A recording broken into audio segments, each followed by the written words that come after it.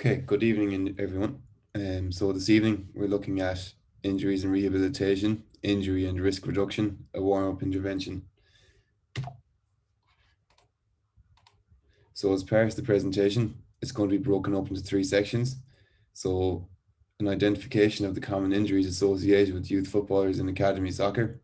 Section 2 is going to be looking at warm-up detail description, and section 3 is going to be an outline of progressions and variations to warm-up strategy, other interventions and strategy to reduce injury risk, and then presentation summary. So section 1, identification of the common injuries associated with youth footballers. So the target audience for this is under 14 League of Ireland Academy players. Myself, I'm the manager, head coach of the Mayo Schoolboys League under 14 League of Ireland team. So in this instance, the players train twice per week on the pitch, along with a gym session and a game at the weekend. So typically, most athletes are also involved in club GAA, as well as their school sports commitments. So there's basketball, rugby, athletics are quite common among the group. And they're also required to train for these teams, thus meaning there's a significant load on our players.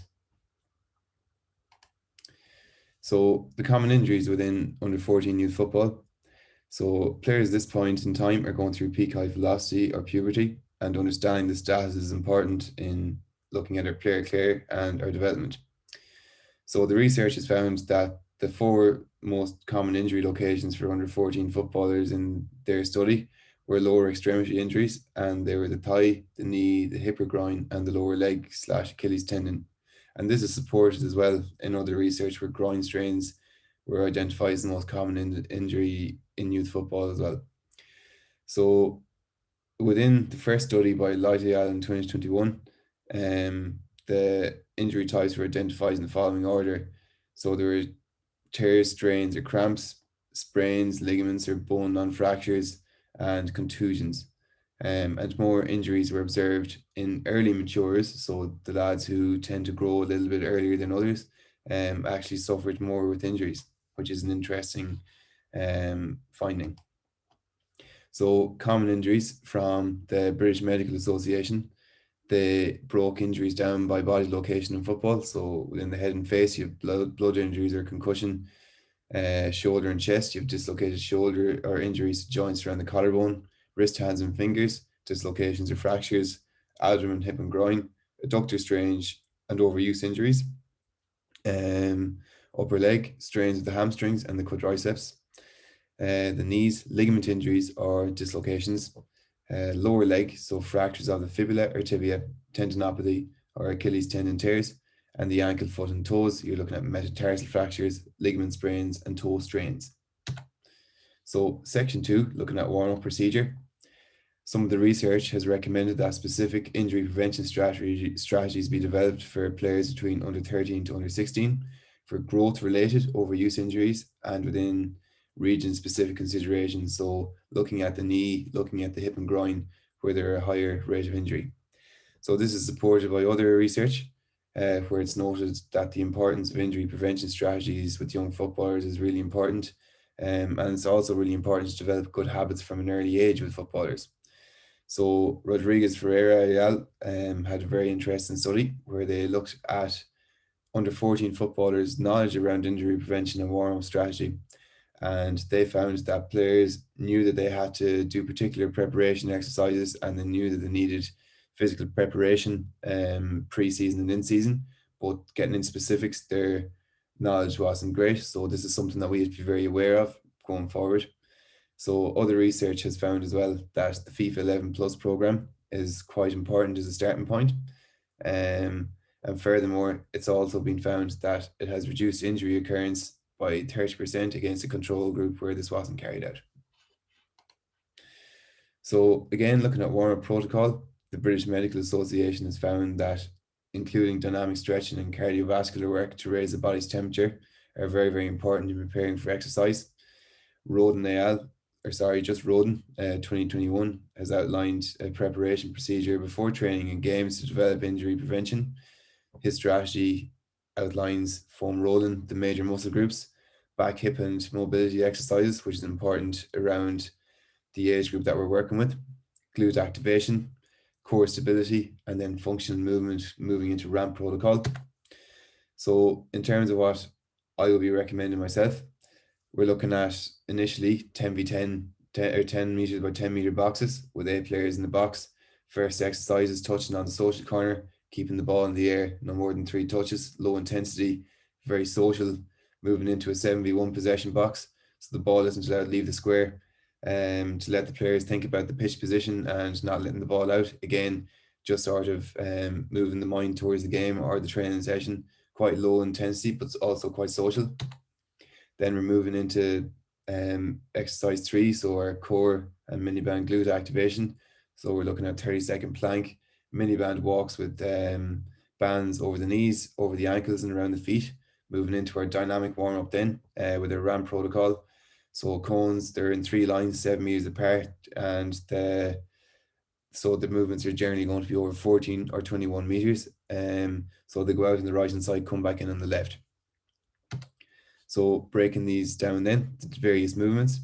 So in terms of the raising section, you have jogging, high knees, heels to bum, heel flicks to the groins, flicks out to the sides, to the left, to the right, going forwards and backwards, skipping nice and easy, skipping, getting the up a little bit higher, you getting a bit of shoulder mobility, rolling the arms, rotating the hips one way, arms the opposite way, skipping up as high as we can, so short ground contact time, skipping out as far as we can, short ground contact time, but big jumps out in front, then bounding, big steps, and driving the knee as high as possible.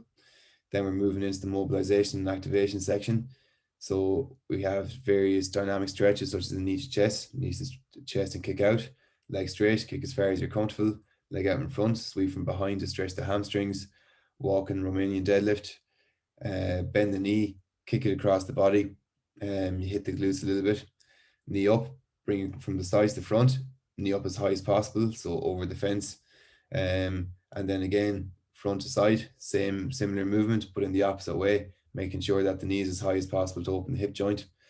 Then squatting, making sure the coaching cues are good, heels on the ground, back as straight as possible, brace the core, get down as low as possible, side lunge out onto the groins, pushing back from the front foot, and then lunging, arms overhead, bracing the core, bringing the knees from close to the ground and pushing back from the front foot. So then moving into the potentiation stage. So we're just getting back into a little bit faster of a movement. So jogging, then jogging a little bit faster, then maybe a few snappier exercises. So fast feet, high knees, and then the sprint. You might go into an all-out sprint, multi-directional sprint. So maybe 2 forwards, 2 backwards, and a sprint. Maybe 2 to the left, 2 to the right, then go for a sprint. So depending on the training or the mat situation, the exercise may vary, the volume and quantity of them may vary. So it just depends on what we're doing. So progressions and variations, it's the warm-up strategy and other potential interventions we can use to reduce injury. So looking at progressions and variations, the warm-up is very much dependent on the type of session that we're doing. So our 2 on-pitch training sessions will consist of ball mastery, technical training, speed development, small group tactical training, and football fitness related games. Whereas a second will be tactical training with 9v9, 11v11 games, working on set pieces. So it's more breaks and it's lower intensity. So therefore our warm-up protocols will be slightly different. So in a football fitness training where the volume is higher, the intensity is higher, there'll be more potentiation activity, and there'll probably be more dynamic stretching after some of that as well, or and there'll be probably work to rest ratios become more important. Whereas in the tactical session, it's much slower. Even on match day, the intensity that they will work at won't be at the intensity of the small sided games. So the volume in the warm up won't be quite the same. Then when we look at other methods to decrease injury risk, internal and external load monitoring to the team, that is. So we provide them with GPSs and heart rate monitors, so we can monitor what they do both inside our training environment and outside it in their other activities, so we know when we can push the players or hold them back. We carry out pre-training wellness surveys, so we just get the players to fill it out on Google Forms before training. So just their stress levels, how they're feeling, do they have a good night's sleep, how are they getting on generally, their mood. So it's just kind of a qualitative analysis, and then we can have one versus the other if someone doesn't look like they're performing very well, and we can maybe see if there's an issue in terms of their load and sort of say, all right, Johnny, let's relax, we can sit this one out. So it's sort of just all about that overall well-being. So then we can also provide nutritional information and develop nutritional strategies for the individual players. And we can also develop sleep strategies for the players, as the research has found that it's effective in a number of areas. So the ability to learn, memorize, make logical decisions, recalibrating our emotional brain circuits, strengthening our immune system, correcting balances and regulating insulin and circulating glucose, regulating our appetite, weight control, linked to the condition of the cardiovascular system, so our blood pressure. Um, Also, we can look at our overall environment. Um, so other research has kind of shown that elements of screening, injury management, the environment we create, injury reporting, hydration and nutrition strategy, warm up, cool down and stretch, physical conditioning, technique of everything we do, fair play in terms of, I suppose, not being reckless in trainings and games, and then also wearing our protective equipment. So while these in their own mightn't have a massive impact, collectively, they impact the well-being of the player and hopefully reduce injury risk. So in summary, under 14s have a high risk incidence, particularly early matures with high hip groin injuries. Pre-training exercises such as foam rolling and back and hip mobility exercises are of importance.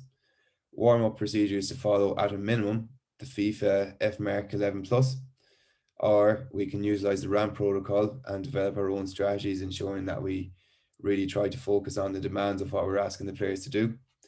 And then I suppose, yeah, our detailed outline, we described our warm-up protocols with variations based on the context of the training session or game. And then other factors to develop injury prevention include qualitative and quantitative load monitoring, wellness monitoring, sleep and nutrition strategy development, and making sure we have a good positive environment. A list of our references used in this presentation are included below, and thank you very much for your time.